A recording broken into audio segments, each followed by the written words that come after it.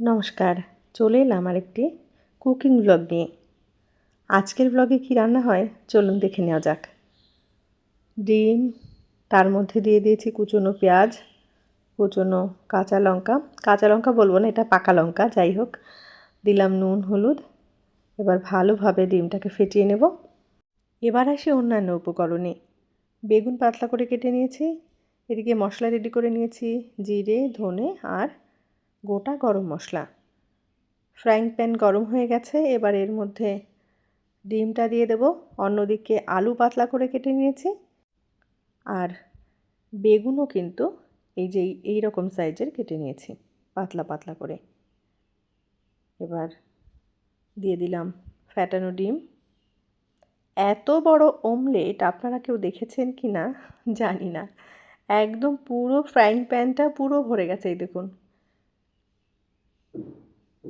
এটাকে অ্যাকচুয়ালি পুরো এইভাবে এতটা বড় রাখবো না, কারণ এই ডিমটা অমলেট বানিয়ে টুকরো টুকরো করে কেটে নেব।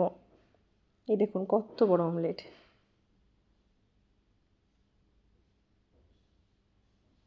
এটা নিয়ে কিন্তু একটা ওয়ার্ল্ড রেকর্ড বানানো যায়।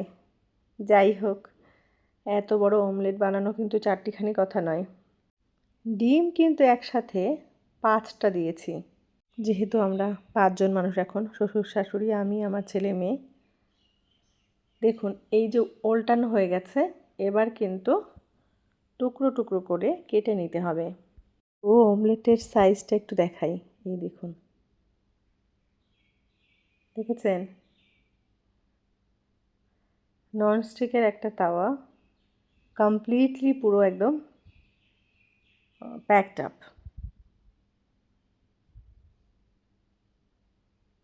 এবার কেটে নিচ্ছে টুকরো টুকরো করে, তারপর আরও একটু উল্টে পাল্টে ভালোভাবে ভেজে নেব। তারপর কিন্তু মূল রান্নাটা শুরু হবে, এখনও কিন্তু মূল রান্না শুরু হয়নি।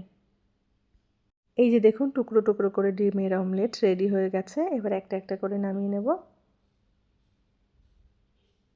কেমন লোভনীয় হয়েছে দেখুন, দেখেই মনে হচ্ছে খেতে ইচ্ছে করছে। ডিমের অমলেট রেডি হয়ে গেল।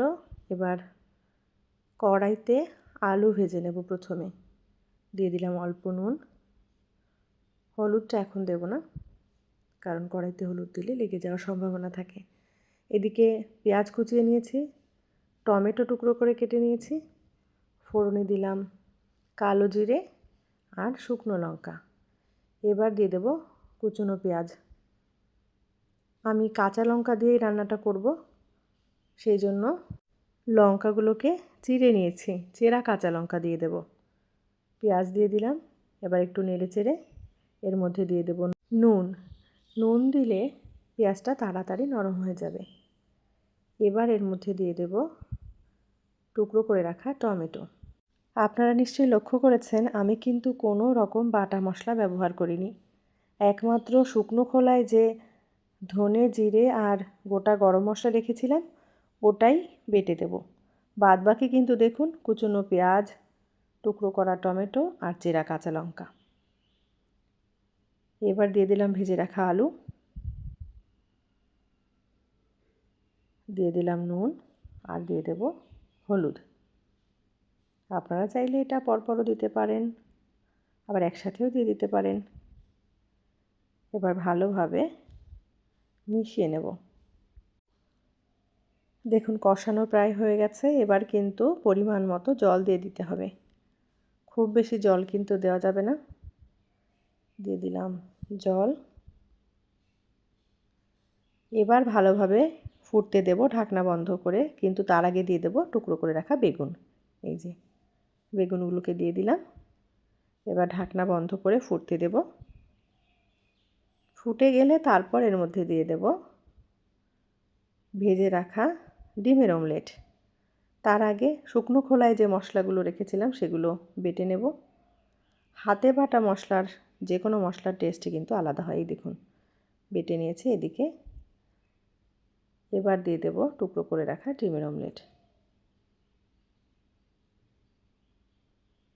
ডিমের অমলেট দিয়ে কিন্তু অনেক বেশি নাড়ানো যাবে না, খুব সাবধানে ভালোভাবে মিশিয়ে দিতে হবে। এবার আরও একটু রান্না করতে দেব। তারপর দিয়ে দেবো এর মধ্যে বেটে রাখা শুকনো খোলায় ভেজে রাখা মশলা দিয়ে দিলাম। এর মধ্যে কিন্তু এবার অল্প চিনি অ্যাড করব। দেখুন রান্না কিন্তু প্রায় শেষের পথে। এবার আমাদেরকে দিয়ে দিতে হবে অল্প চিনি। তারপর নামিয়ে নিয়ে গরম গরম পরিবেশন করুন। আলু বেগুন আর ডিমের অমলেট দিয়ে অসাধারণ একটি ইউনিক রেসিপি, মশলা ছাড়া। দিয়ে দিলাম চিনি। আমাদের রান্না কিন্তু একদম শেষের পথে। কেমন লেগেছে আজকের এই অসাধারণ ডিমের অমলেটের রেসিপি কমেন্টে জানাতে ভুলবেন না। রান্না তো হয়ে গেল, একটু রিভিউ না নিলে কি করে হবে। হ্যাঁ, এই যে দেখুন আলু বেগুনের তরকারিটা কেমন হয়েছে? তাই ভালো আছে? খাও খাও, একটু ডিম ভেঙে নাও। হ্যাঁ খাও খাও, এই তো বাহ, আমার রান্না তো সার্থক। আজকের কুকিং ব্লগ এই পর্যন্ত। দেখা হচ্ছে পরবর্তী কোনো কুকিং ব্লগ বা অন্য কোনো ব্লগ কিংবা ভিডিওতে। সকলে ভালো থাকবেন। অসংখ্য ধন্যবাদ।